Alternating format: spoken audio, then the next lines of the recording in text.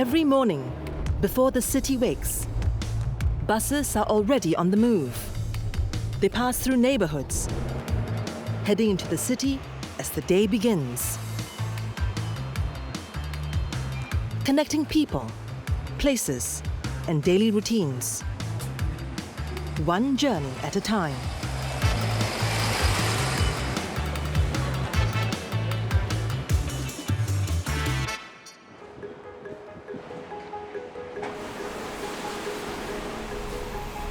Singapore's bus system spans the city with over 360 routes and 5,000 stops.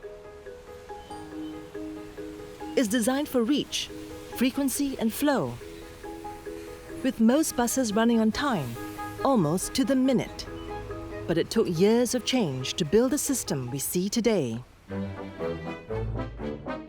Singapore's first buses were privately run in the early 1900s. Small, noisy, and prone to breakdowns. Nicknamed mosquito buses, they made up most of the bus services up till the 1960s. Operators ran different routes, some in the city centre, others on the outskirts. There were plenty of buses, but no system to bring it all together. Over the decades, the government restructured the system, consolidating operators, standardizing routes, upgrading the fleet, and introducing central planning. What began as a patchwork of services became a coordinated network across the city.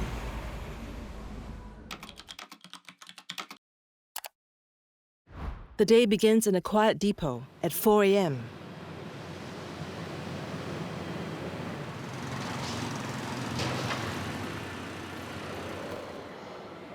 So morning, I'll report my duty, then the dispatcher will deploy me with a route for me to do.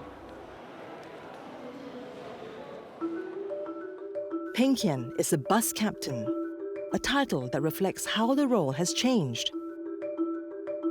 Normally, people will think that a bus captain is a bus driver that ferry passenger from point A to point B. Actually, in Singapore here, we do more than that. We have to take care of the passenger safety. We have to take care of the situation safety on the road. Safety doesn't start on the road. It begins with the first checks. Peng Kian powers up the systems, checks the exterior, then walks the cabin for one final look.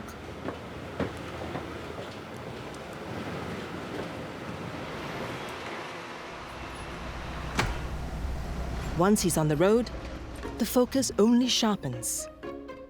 It's not only driving. Bus is big. You got a lot of blind spot. So constantly you got to look after the blind spot and the system. So focusing is very important.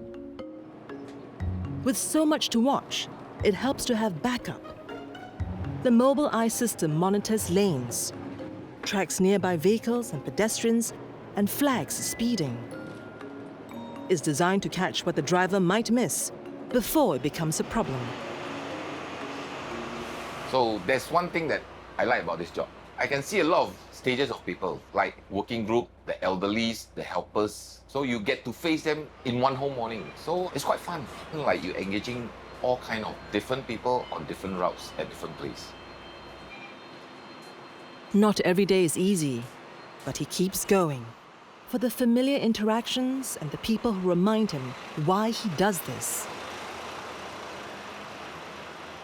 On the road, bus captains respond to what's in front of them, traffic, timing, and whatever the day brings. But behind the scenes, another team is watching the bigger picture. They track live data, adjust routes, and keep the network in sync. Hello, BOCC. How can I help you? When something goes wrong on the road, the call often comes here first.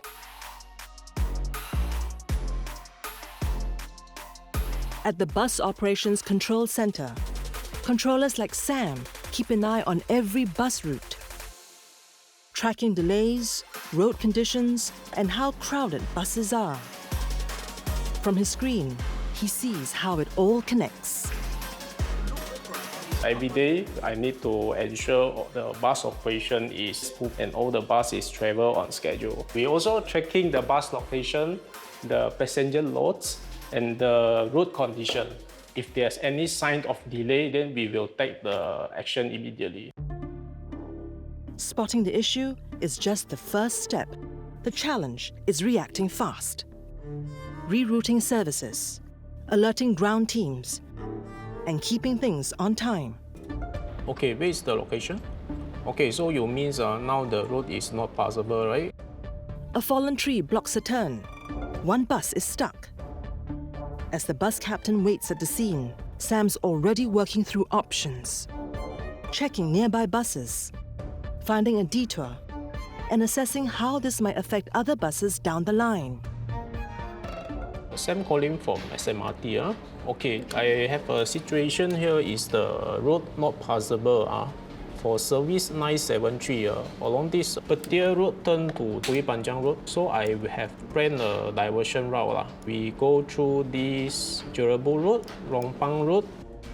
It sounds simple, but these are split-second calls based on experience, road knowledge, and the pressure to get it right. Okay, now the diversion route has been approved. Now we are following this road. We just turn here. Okay, we skip these two bus stops. The most challenging for me is time, because every second pass by, the things maybe will go worse. We need to react very fast to make a decision, and what action we take will affect any commuters on the road. They may not able to travel on time. Moving buses across the city is one challenge. Changing what powers them is another. Singapore is gradually replacing its fleet with electric and hybrid buses. Over 130 are already on the road. But switching to electric isn't just about the vehicles. It means new infrastructure, new workflows, and new ways to keep things running.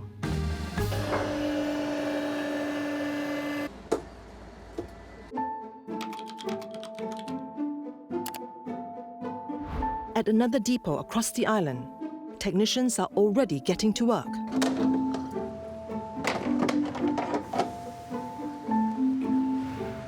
I'll check the exterior for you.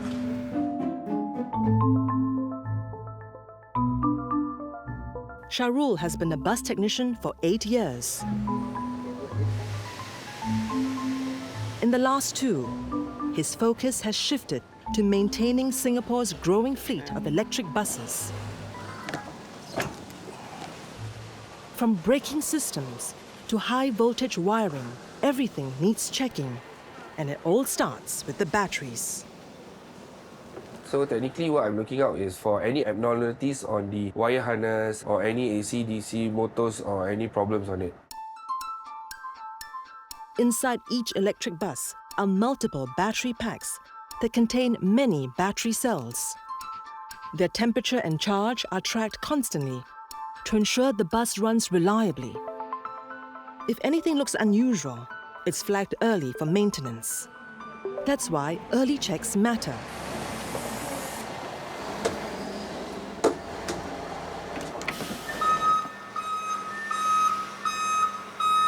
Once the bus is on the road, the checks don't stop. Built-in systems with remote diagnostics track performance in real time, even while passengers are on board. So if the bus is outside, we can see the future abnormalities coming. So we can call back the bus and maintain accordingly. Technology helps, but some checks still need to be done on the ground. Under the bus are some of its most important systems. Also, the most exposed. Brake lines, suspension, and high-voltage cables. Shahrul looks for cracks, corrosion, or signs of wear. Things that could put the whole vehicle out of service if missed. It's detailed, demanding work. But Shahrul knows why it matters. You're going to check the sensor. Open the door. Of course, it's a cleaner and a greener future. There's no smoke, so the passengers also will have a very smooth ride with no much noises. As a bus technician, I feel proud and happy to be a team of maintaining e-buses.